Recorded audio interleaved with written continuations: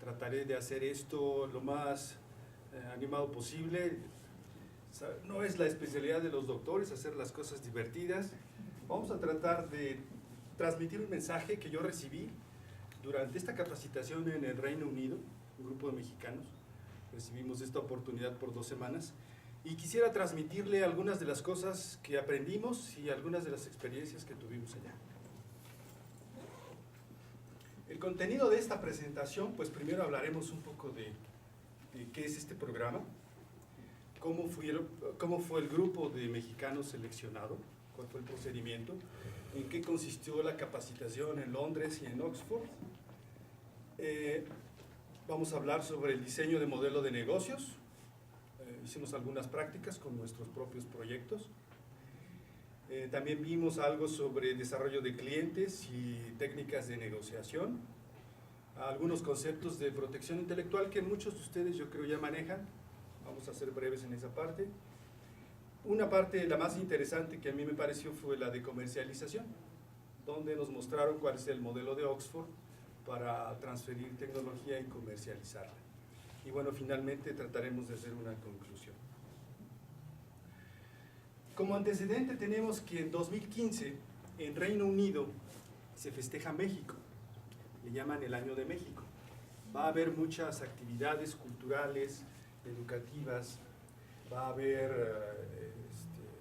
stands de México por todo el Reino Unido, promocionando el turismo, las cuestiones educativas, la investigación que se hace aquí. Dentro de este contexto es que se crea este programa en el que nosotros participamos. Lo que tienen ahí es la avenida principal en Londres, llena de banderas de México y del Reino Unido para festejar este Año de México. Como un resultado de las negociaciones entre los dos gobiernos, se consiguió apoyo por parte del CONACYT y de la Fundación Newton del Reino Unido para financiar este y otros 5 programas más que tienen que ver con la investigación y la educación en México. La Fundación Newton, todos conocen el CONACYT. La Fundación Newton lo que hace es trabajar con países en vías de desarrollo y crear, formar cuadros y oportunidades para que se pueda desarrollar tecnología en países en vías de desarrollo. Es un presupuesto de apoyo que tiene el Reino Unido con países en vías de desarrollo. Uno de esos 6 programas es el programa de líderes en innovación. Este programa de líderes está llevado a la práctica a través de la Real Academia de Ingeniería, del CONACYT, a través de la red de oficinas de transferencia tecnológica y de la Fundación Newton. Y una parte importante es la que viene ahí abajo, la de ECC Innovation, que es una filial de Oxford, es parte de la Universidad de Oxford, que hace transferencia tecnológica. A principios de este año surge una convocatoria a nivel nacional que se llama Programa de Investigadores con Éxito Comercial. En un principio el nombre no era ese. En un principio lo promovieron como investigadores millonarios. De hecho, por eso me inscribí, porque yo dije, bueno, es la gran oportunidad de sacar provecho, un poco de provecho de esta profesión. Pero luego se dieron cuenta que no todos iban a llegar a millonarios y lo dejaron nada más con éxito comercial. Tiene 2 objetivos. Primero, crear una cartera de productos de diferentes instituciones e investigadores mexicanos pertenecientes a instituciones de educación superior que pudieran ser comercializados, que estuvieran en una etapa de madurez que los pudiera llevar a obtener una ganancia, un beneficio económico. Y el segundo objetivo es capacitar a ese grupo de profesores que tienen esos proyectos en esas etapas, capacitarlos en estrategias de creación de negocios, comercialización y transferencia de tecnología. Los beneficios que los investigadores y las instituciones de educación superior pueden obtener, pues es primero identificar quiénes son los investigadores y las instituciones que potencialmente pueden transferir tecnología. Luego, cómo poder rentabilizar esas acciones de investigación, desarrollo e innovación. Rentabilizarlo en 3 direcciones, por ejemplo, licenciar los resultados ya patentados, promover y comercializar los productos resultantes de las investigaciones y explotar en asociación, ya sea con universidades o con otras empresas, estos resultados. Esas son las tres vías que se tenían en mente al inicio. Otro beneficio es pues el contacto internacional, diseminar y comercializar nuestros productos, nuestra propiedad intelectual a nivel internacional. Eso para mí era, además de lo de ser millonario, era una de las partes más interesantes. Cómo poder promover lo que estamos haciendo nosotros en el extranjero. Y bueno, finalmente la parte en la que vamos, regresamos hace 3-4 semanas, una capacitación de 2 semanas en el Reino Unido sobre todas estos modelos ingleses de transferencia de tecnología.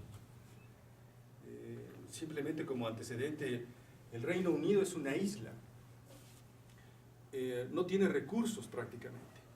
Ellos han podido sobrevivir y lograr el éxito que tienen gracias a la negociación. Ellos son excelentes negociadores, son grandes comercializadores, toman cosas de un lugar, les ponen un valor agregado y las venden en otro. Es el gran éxito del Reino Unido. Por eso es que resulta atractivo este programa. Asociarse con ellos resulta muy atractivo.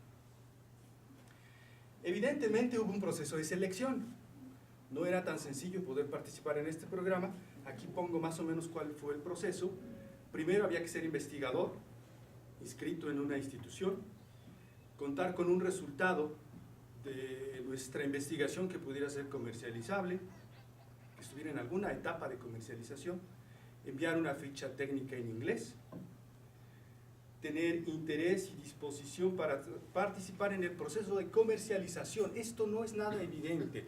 Muchos de los investigadores no buscamos comercializar las ideas que hacemos. Muchas veces nos contentamos con escribir 1 o 2 papers, quizá enviar una patente, pero nunca la explotamos. Muy pocas veces, no quisiera decir nunca porque hay investigadores que sí lo hacen.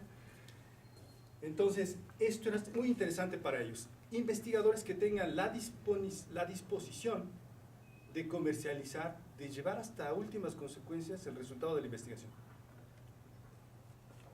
Y bueno, finalmente, evidentemente, era contar con un amplio conocimiento del idioma inglés. Estoy seguro que algunos de los candidatos se quedaron en esta etapa porque, bueno, si la formación iba a ser en el Reino Unido, no podía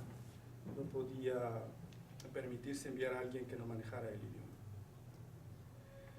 El proceso de selección, básicamente la nota técnica, el reporte técnico que tuvimos que entregar, no era nuestro famoso protocolo de investigación que tenemos por ahí en el CICAT. En algunas partes sí. Si ustedes empiezan a revisar todos estos conceptos, hay cosas en las que nosotros nunca pensamos cuando diseñamos un proyecto, ya sea de tesis de maestría o de doctorado. Por ejemplo, ¿cuál es la necesidad que nuestra propuesta intenta resolver? A veces llegamos con los temas de tesis y tenemos soluciones a problemas que todavía no nos hemos planteado. Eso pasa muy frecuentemente. Entonces, primero era que existiera una necesidad y poderla describir.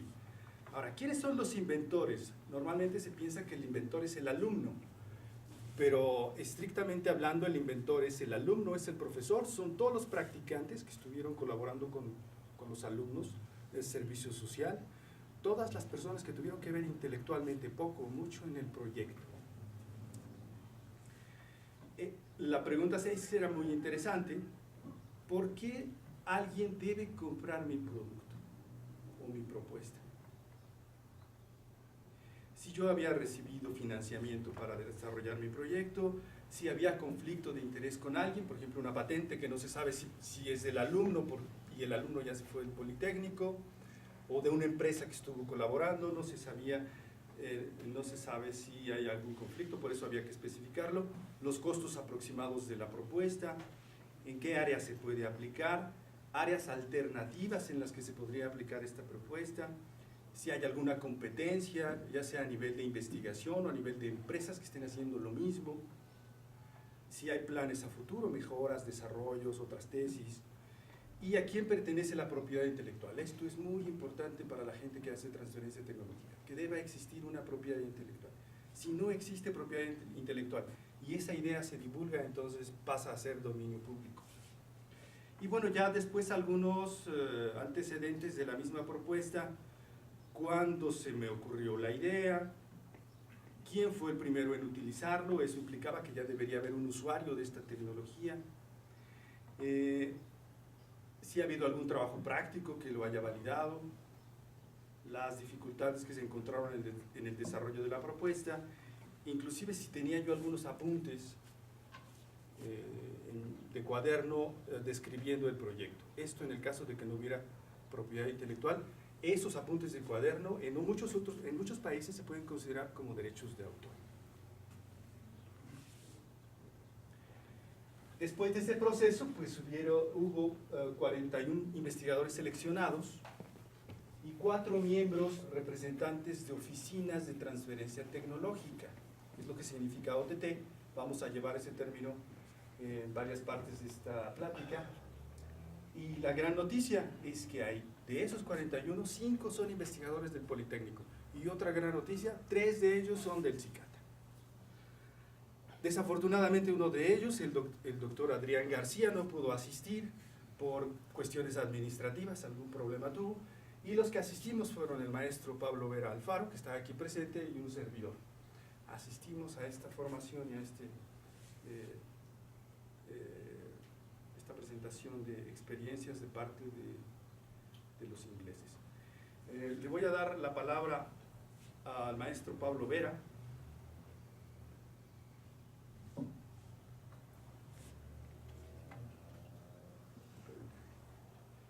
Él les va a presentar, les va a hablar un poco sobre el proyecto que presentó. ¿Usamos esto? Sí, asígnalo si lo ponen, ¿no? Por favor.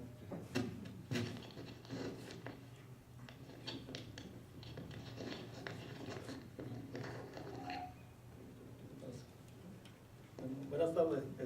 Yo también estuve ahí en el programa de investigadores con éxito comercial.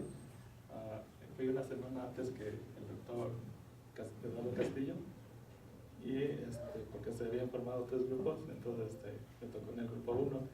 Y bueno, entre las cosas que me parecieron más interesantes, por ejemplo, además de lo que era el desarrollo de un modelo de negocios, que eso lo vimos ahí en Londres, en los siguientes 3 días en Oxford vimos lo que era 3 tópicos principales. Uno se refería a lo de la comercialización de software, otro era sobre comercialización de proyectos de biotecnología, y el otro estaba enfocado a lo que era comercialización internacional en general. Entonces me interesó mucho lo que es la comercialización de software, porque es algo en lo que se relaciona mucho con el trabajo que hago en el área de visión por computadora. Entonces, entre las cosas que vimos fue lo de, por ejemplo, qué oportunidad hay para comercializar un proyecto de software. Hay que era ver todas las oportunidades que se pueden tener para poder decidir luego si se va a hacer una patente o se va a por ejemplo, derechos de autor, el copyright. Y en el caso, por ejemplo, de una patente, hay que considerar que solo se puede patentar lo que es el método, no se puede patentar el software en sí, el programa de software. Y también hay que considerar varias cosas ahí, porque a la hora de, bueno, en esas ocasiones también vimos lo que era lo que es la propiedad intelectual, cómo protegerla, y o sea, aparte de lo que era la patente o copyright, habían otras como marca registrada, registrar lo que es el diseño, el logotipo, todo eso. Entonces, bueno, habíamos que ver quién puede llevar al mercado un proyecto de software. Pues puede ser el que lo desarrolla, o puede ser una empresa que se crea, allá le llaman spin-off, le llaman que se crea a partir, una institución crea una empresa para comercializar el software, o puede ser un distribuidor por medio de licencias que se venden y todo eso.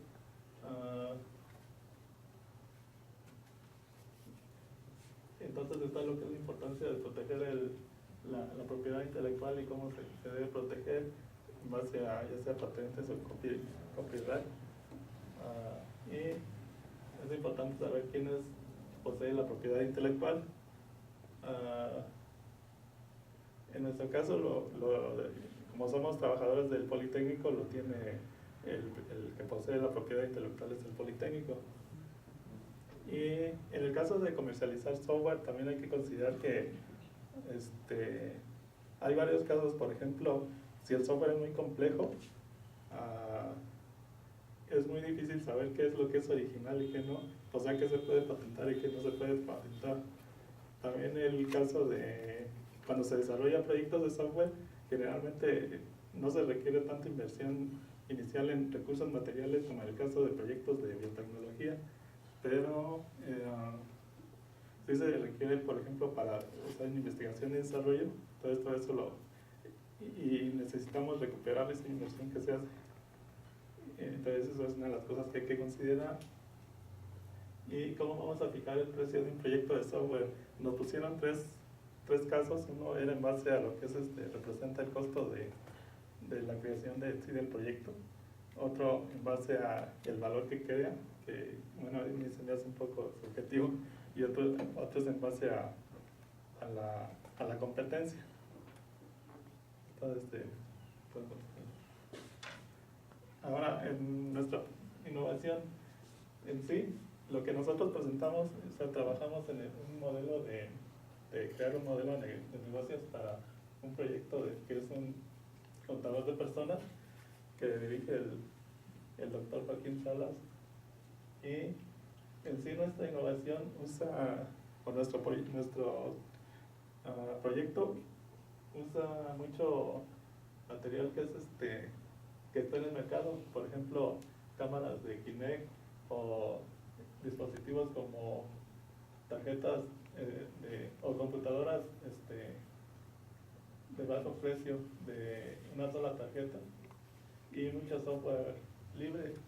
Y lo que es original o lo que es en sí nuestra innovación es la parte de la detección de personas, el método que usamos para detectar personas en base a las personas que están pasando desde una vista que está colocándose la cámara mirando hacia abajo, una posición cenital y está contando el número de las personas que pasan. Entonces esta parte inicialmente lo empezamos a tramitar para una patente, lo que es el método, pero luego nos enfrentamos contra otro problema que era porque lo estamos poniendo en una estación del metro, primero, de la Ciudad de México, pero el pasillo es muy ancho y lo que cubre el sensor es muy estrecho, entonces tienen que colocar un arreglo de cámara, que es en la siguiente. Y entonces en el método agregamos varias cosas, como por ejemplo, colocamos varias cámaras, cada una conectada a una computadora de una sola tarjeta, y esas están, que le llaman en inglés Single Board Computer o SBC, y esas conectadas a una SBC que funciona, que es la maestra, que es la que realmente va a estar contando. Y uno de los problemas que nos estamos enfrentando es de considerar cuando una persona pasa por el área de superposición entre los campos de visión de las cámaras. Entonces ya desarrollamos también un método para que no cuente doble. Entonces eso, ¿por qué este proyecto fue seleccionado? Yo pienso principalmente por dos razones. Una es que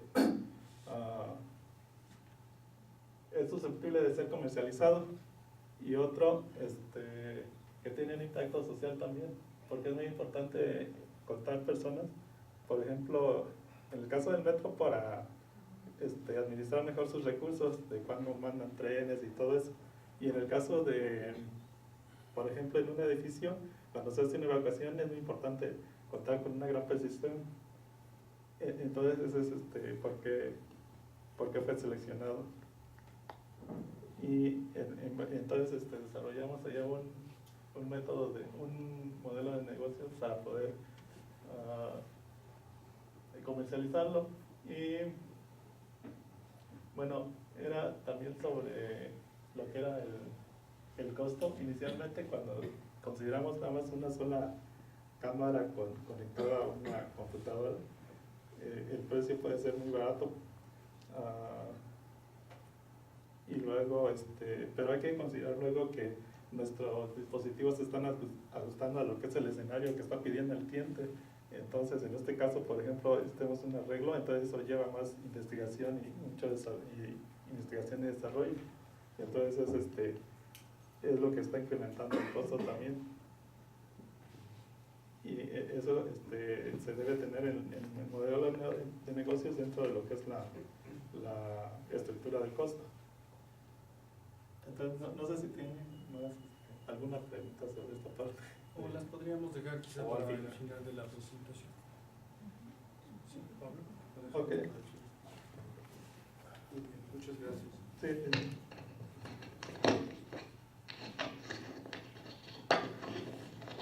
Puesto que me dieron esto, vamos a usarlo.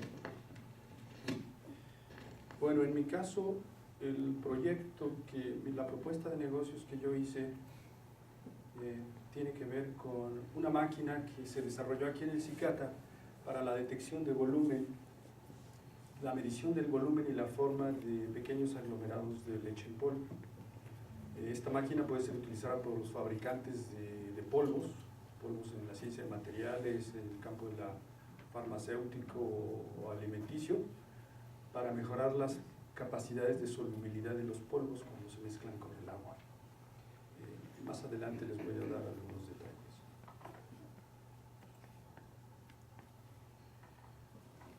Bueno, la capacitación entonces ocurrió en Londres y en Oxford. En Londres nos atendió la gente de la Real Academia de Ingeniería y en Oxford la Universidad de Oxford. En Londres vimos estos 4 puntos: diseño de modelo de negocios, desarrollo de clientes, técnicas de negociación y algo que llaman ellos el pitch, que es una presentación comercial breve, que no lleva cuestiones técnicas, sino más bien un lenguaje diseñado para el posible cliente o los posibles inversionistas. Y en Oxford vimos estas 4 partes: primero el modelo Oxford de Oficina de Transferencia Tecnológica, algunos conceptos claves de protección intelectual, cuál es su estrategia para la comercialización de tecnología, y la parte más interesante que a mí me pareció es la reunión con emprendedores y con consultores de Oxford. Cabe decir quizá en este momento que la estrategia de comercialización que tiene el Politécnico no es tan diferente que la de Oxford. Tenemos algo bastante similar, aunque los medios y los resultados creo que sí están un poquito alejados. Para el modelo de negocios, lo que utilizan normalmente la gente que presenta transferencia tecnológica es este modelo Canvas.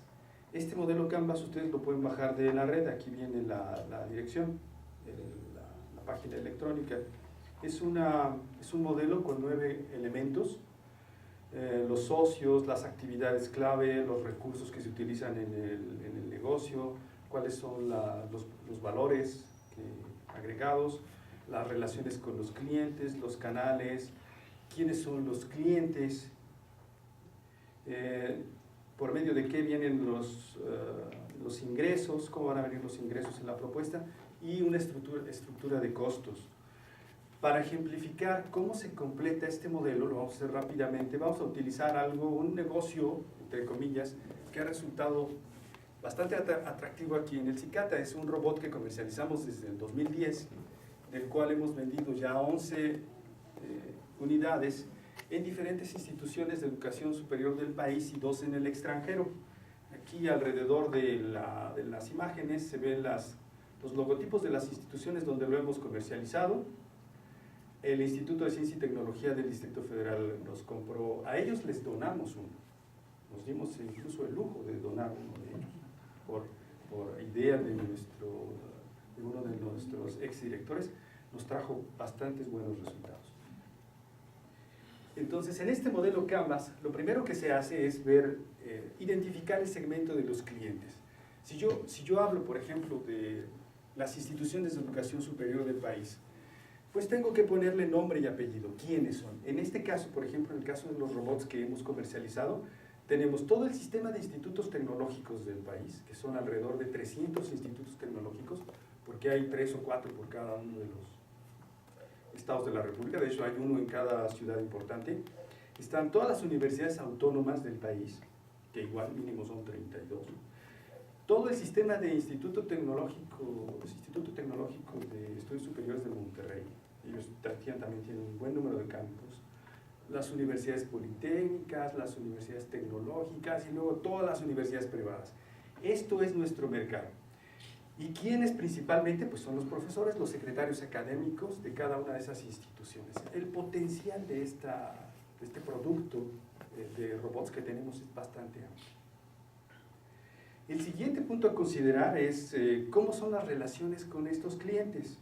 Pues nosotros lo que ofrecemos a estos clientes para mantener la relación es una capacitación en robótica y en particular para este tipo de robots, proporcionarles las actualizaciones cuando haya y además darles un mantenimiento asegurado de por vida. Bueno, mientras existe el Politécnico. ¿Cuáles son los canales a través de los cuales nosotros diseminamos, hemos intentado diseminar? Quizá esta es la parte más débil de nuestra propuesta, ahora me doy cuenta. Pues nosotros hemos utilizado exposiciones o ferias tecnológicas, hemos utilizado reuniones académicas del sistema de tecnológicos y pues la página del CICATA. Como ustedes ven, pues se queda un poco pobre en nuestros canales de distribución. ¿Qué es lo que nosotros ofrecemos de valor a la gente que compra este robot? Ofrecemos el código fuente de los programas que controlan al robot, cosa que no hace ningún fabricante de robots. Juramos y perjuramos que es de arquitectura abierta el robot, o sea que el estudiante o los profesores pueden introducir nuevos equipos o sensores o actuadores en el robot. Les damos manuales de prácticas y manuales técnicos, manuales de operación.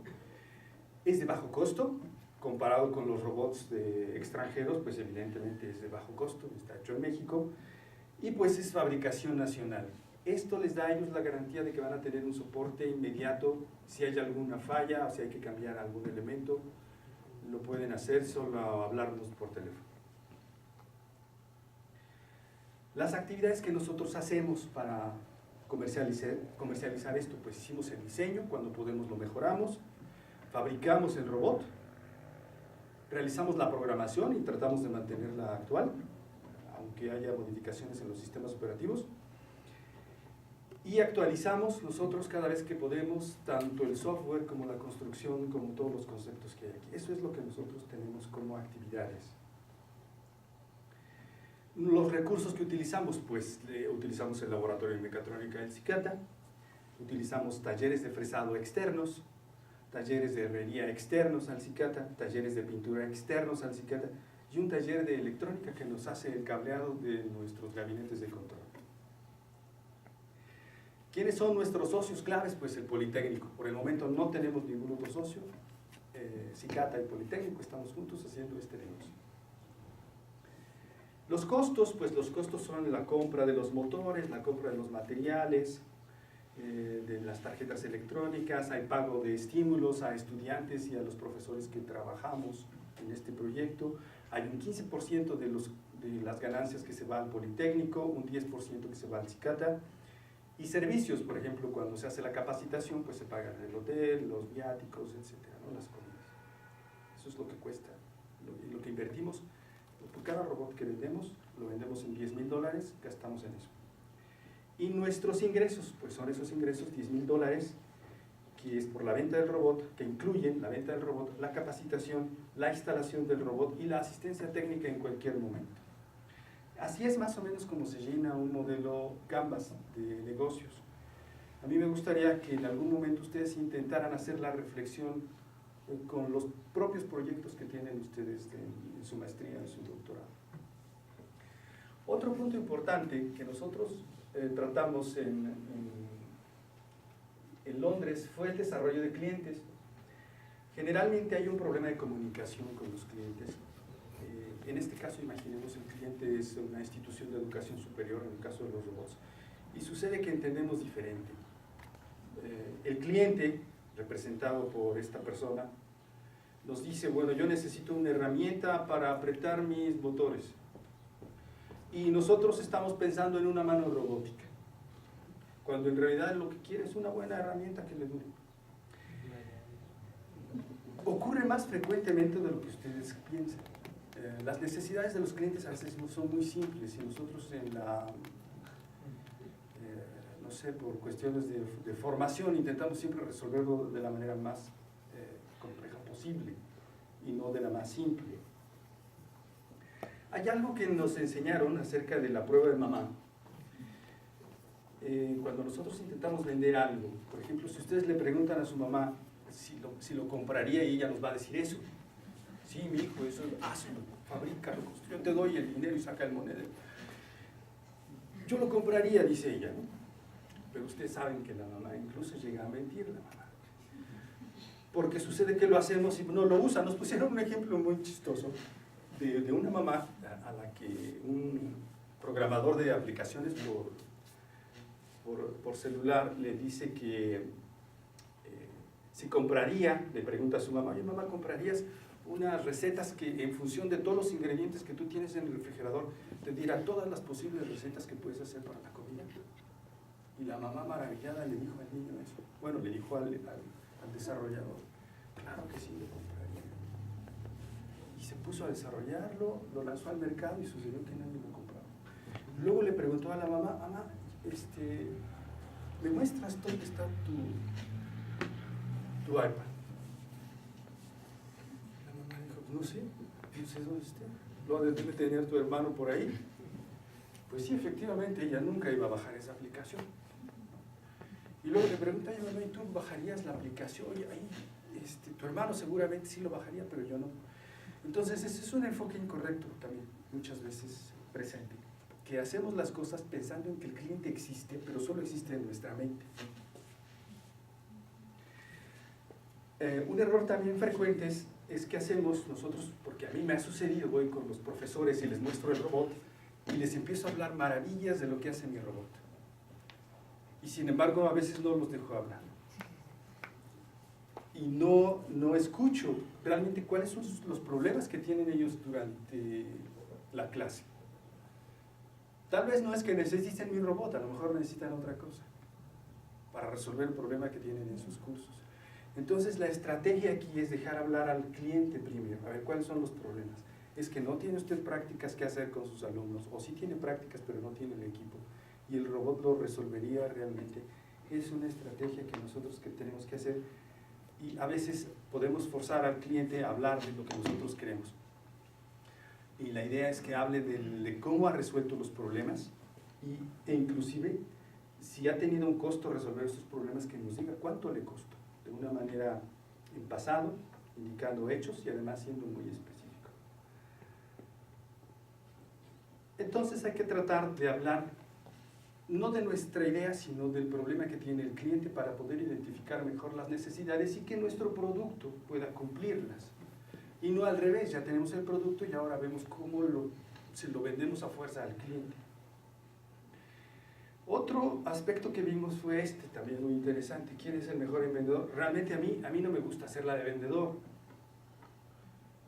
Entonces recurrimos a personajes como el que está aquí del lado izquierdo. Bueno, y izquierda.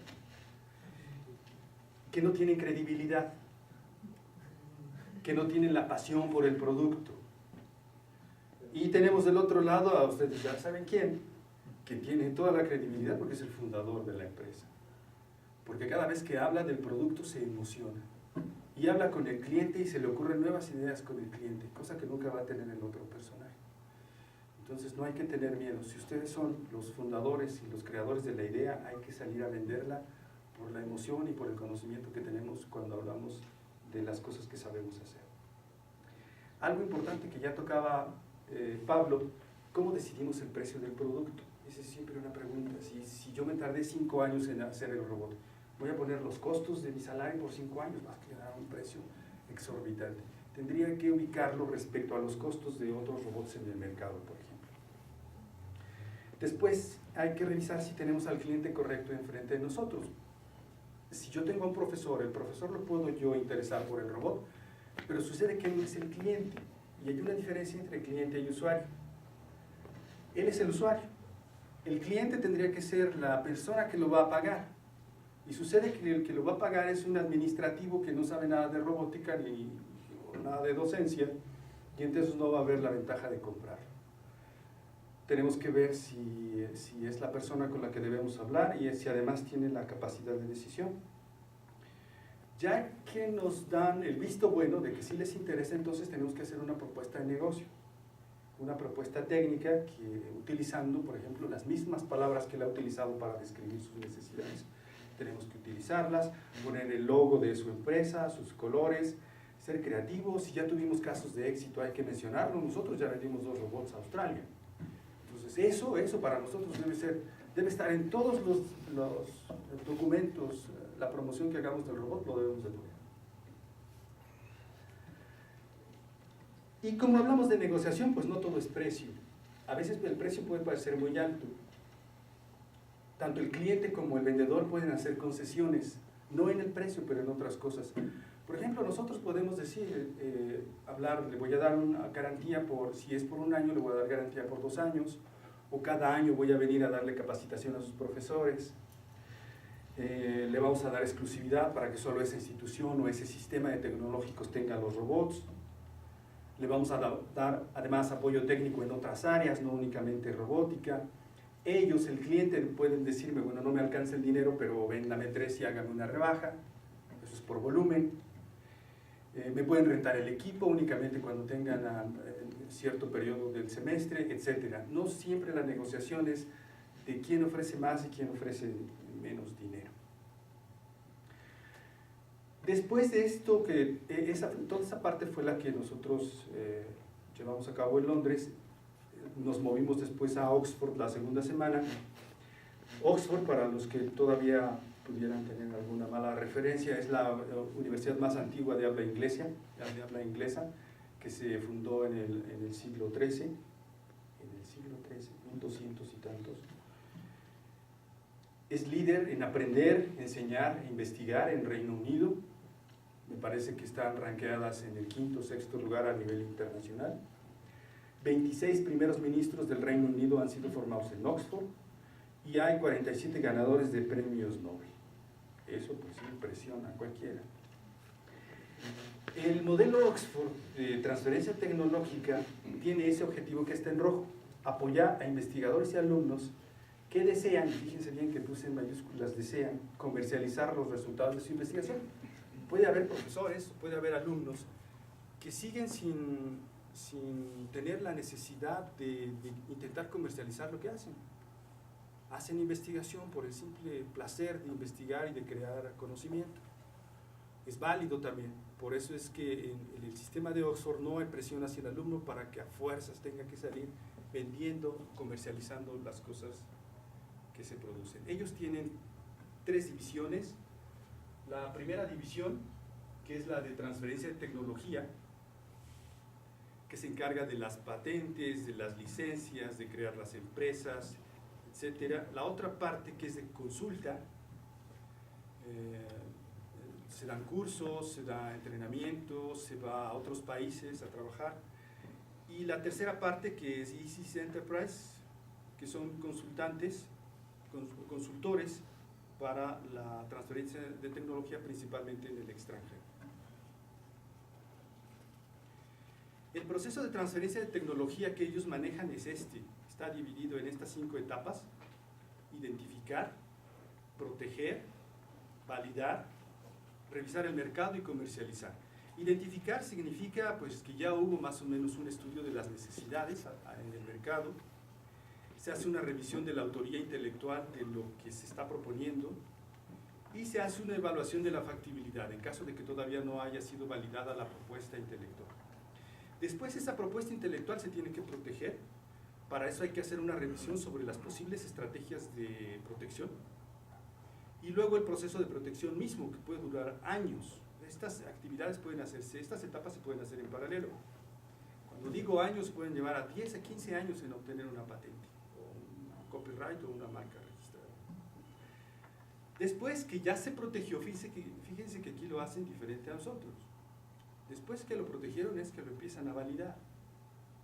Nosotros normalmente empezamos a patentar después que validamos. Para validar, pues tenemos que hacer pruebas de concepto, de que es funcional, continuar con el desarrollo y hacer un diseño comercial. Ya que está esto listo, entonces nos vamos a identificar al cliente, cuál es nuestro segmento de mercado, y a promocionar el producto. Y después ya viene la comercialización. Puede realizarse a través de dos estrategias. Crear una empresa, un spin-out, como le llaman aquí muchas veces, o licenciar la propuesta tecnológica. Para crear la empresa necesitamos conseguir fondos, planear las actividades para crear una empresa, no es nada sencillo, y reunir un grupo de trabajo. Para licenciar, lo único que tenemos que hacer es obtener el costo que vamos a pedir por ese licenciamiento, vamos a negociar con ellos ese costo y luego vamos a hacer un acuerdo para legalizar la transferencia. ¿Qué es mejor? ¿Crear una empresa o licenciar? Esta pregunta muchos de nosotros nos la hemos hecho en alguna parte de nuestro trabajo. Las ventajas de crear la empresa, por ejemplo. Los beneficios económicos son mucho mayores. Los ingresos económicos son bastante altos cuando uno tiene su propia empresa. Y el impacto social es muy alto porque generamos empleos. Sin embargo, tiene estas desventajas, que se requieren grandes inversiones para el terreno, para la fábrica, para los salarios, para pagar impuestos, etc. Todo lo que implica tener una gran empresa, o aunque sea pequeña empresa, también son grandes costos. Tenemos competencia con las grandes empresas que están siempre viendo cómo poder ganarnos nuestro mercado. Eso implica entonces un riesgo alto de que fracasemos, porque alguna gran empresa de repente encuentra cómo hicimos el producto y lo vende más barato que nosotros. Y además de que requiere una gran cantidad de administración, de contadores, de administradores, de marketing. Eso es cuando nosotros decidimos crear una empresa. Si nosotros decidimos licenciar, es decir, yo tengo mi invento y no creo la empresa, sino que vendo la idea ya patentada, la vendo a alguien para que él la explote, generalmente una gran empresa. En ese caso, fíjense que obtenemos estas ventajas, es un bajo riesgo, el dinero me lo pueden dar inmediatamente en cuanto yo le doy la licencia, no requiere una gran administración, solamente alguien que me ayude a hacer ese licenciamiento y puede no necesitar ya ninguna inversión. ¿Cuáles son las desventajas? Pues tenemos ingresos económicos menores, porque normalmente es la venta de la licencia más las regalías. Dependemos de una gran empresa para las regalías. Esto puede llegar a ser un problema, sobre todo si ellos no empiezan a comercializar rápido. Y el impacto social es muy bajo, porque no generamos empleos. Respecto a la propiedad intelectual, cualquiera de esas dos opciones, empresas o licencias, debemos de tener propiedad intelectual, si no, no podemos hacer nada. La propiedad intelectual tiene estos formatos, puede ser una patente, pueden ser derechos de autor, pueden ser registros de marcas, registros de diseño, como el iPad de Apple, tiene el diseño de la forma está registrado, o pueden ser secretos comerciales, que la empresa guarda y trata de firmar con los empleados convenios de confidencialidad para que nadie lo divulgue. Respecto a las patentes, pues las patentes, la mayoría de ustedes saben que cubre tanto productos como procesos, cómo funcionan, de qué están hechos y cómo están hechos. Aquí tenemos algunos ejemplos. Dos de estos ejemplos son nuestros, son dos patentes, uno de la rehabilitación del brazo y otro rehabilitación de rodilla, que están patentados. El producto o proceso para ser patentable debe ser nuevo, debe ser creativo, no debe ser obvio, debe ser capaz de ser aplicado industrialmente y tener un efecto técnico. El costo del patentamiento es muy alto, alrededor de 10,000 pesos anuales para mantener la patente por 20 años.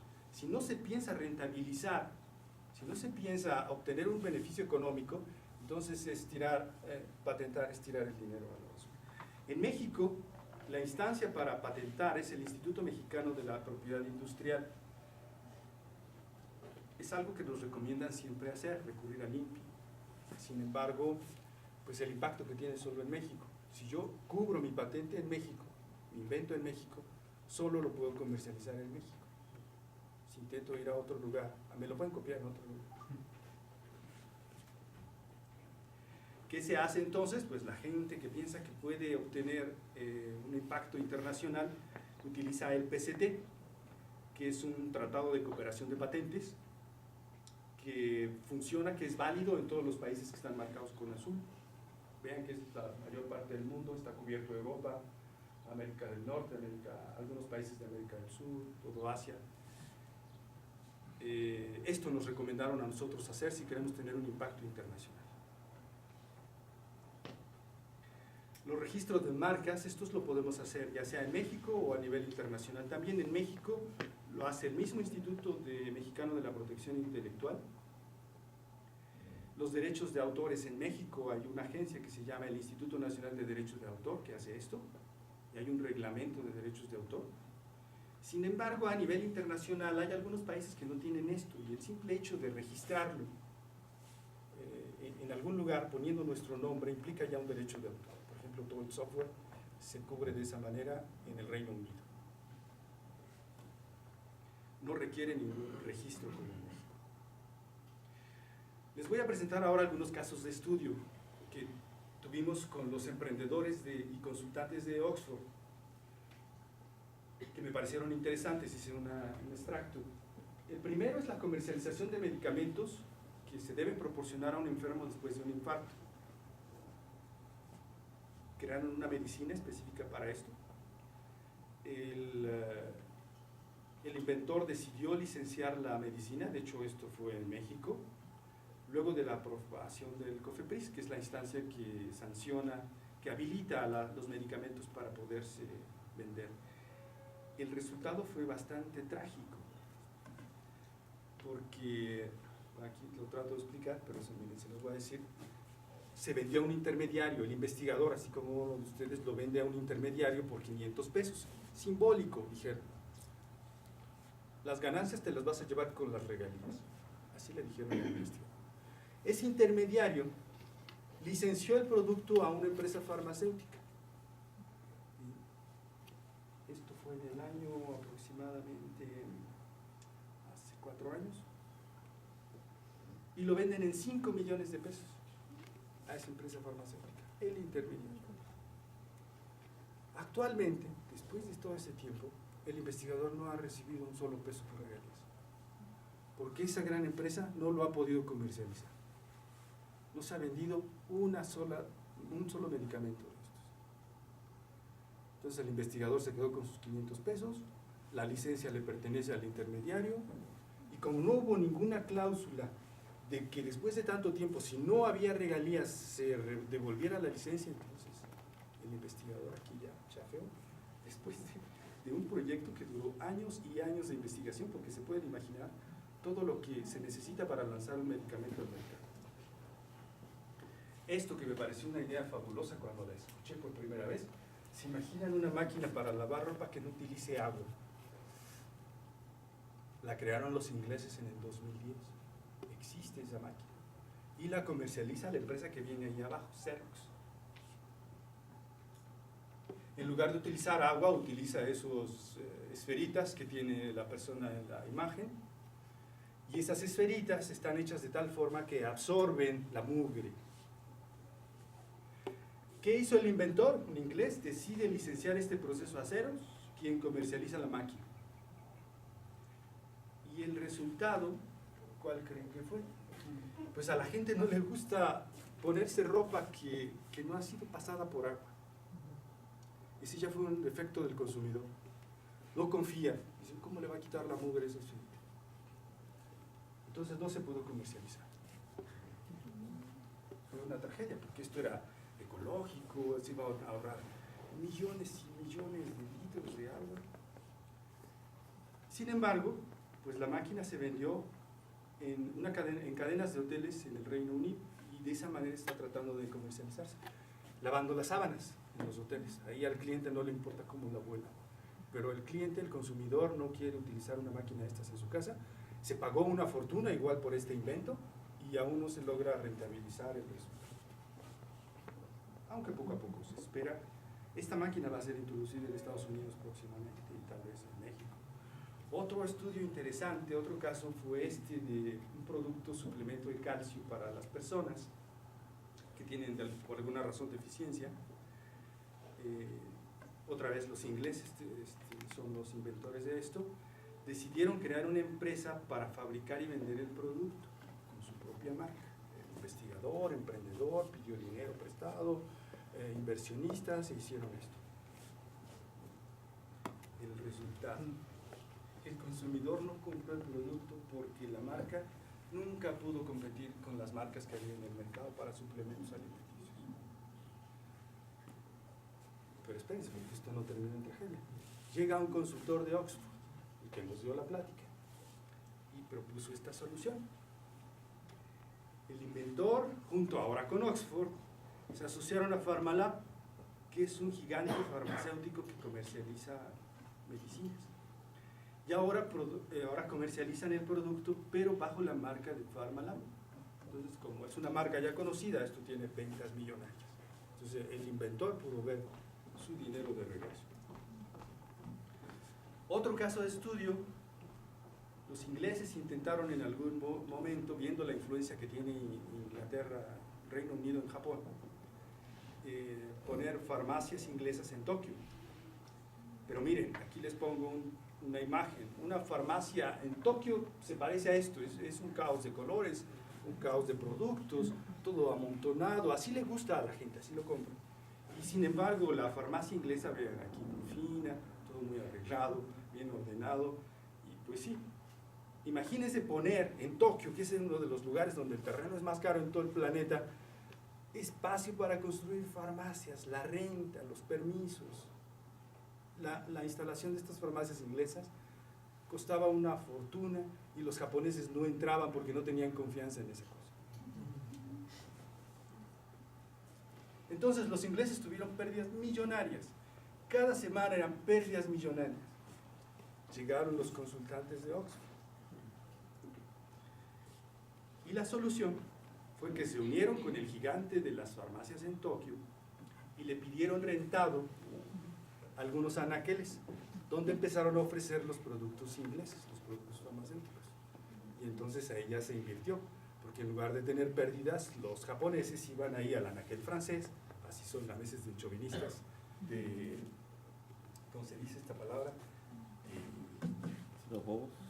Que les gustan las cosas extranjeras, a los japoneses, y entonces se arrebataban todos los productos ingleses. Entonces un cambio en la estrategia hizo de una pérdida millonaria que tenían los ingleses en un éxito comercial.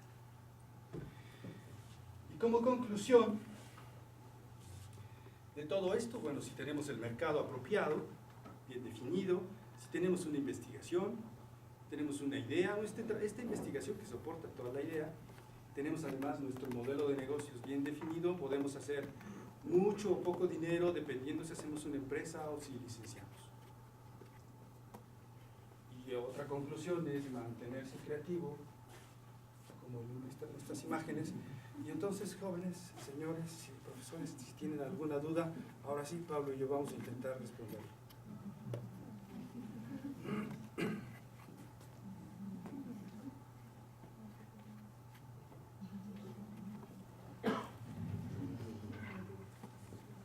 El último es el...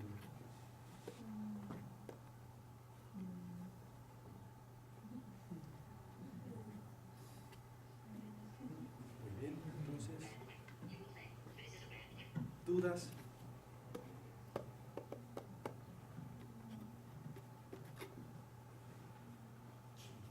Adelante. Me llamó la atención cuando hablaba del modelo de Oxford, cuando dice que ellos primero patentan y ya después ven si funciona o no funciona, lo validan. ¿Por qué cree que sea esa diferencia? Si fuera lo contrario que en México, ¿por qué cree que sea esa diferencia? Para protegerse, porque si lo empiezan a fabricar, ¿recuerdan cuántas veces aquí en el seminario tuvimos problemas de que había personas que no queríamos decir lo que estábamos haciendo? Porque además luego esto se pone en YouTube.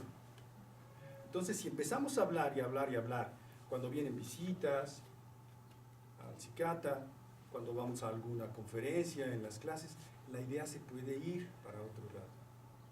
Entonces, en cuanto se tiene una idea y ya se tiene un concepto claro, tampoco hay que patentar fantasías, Cuando ya se tiene una idea y un concepto claro, basado en una teoría, entonces hay que patentar. Por eso, porque se puede perder la propiedad intelectual muy fácilmente. ¿Algo más? Sí, doctor. Yo una barrera importante que detecto